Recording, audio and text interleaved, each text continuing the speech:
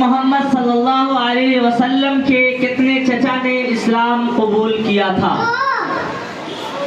کتنے؟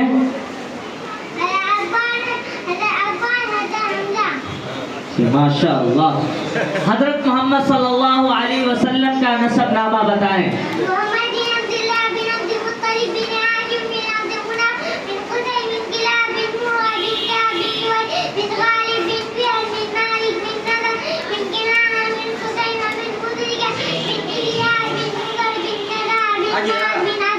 ماشاء اللہ ماشاء اللہ ماشاء اللہ.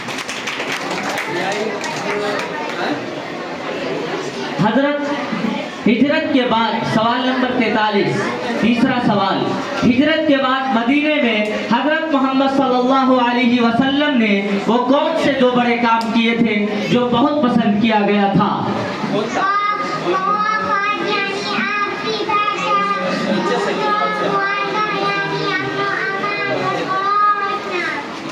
آپ کا تیسرا سوال.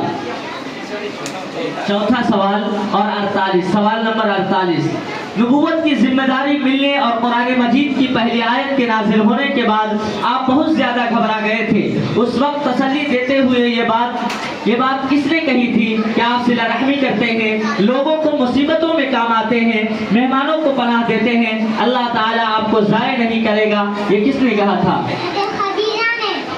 ماشاء اللہ. جی عبید اللہ.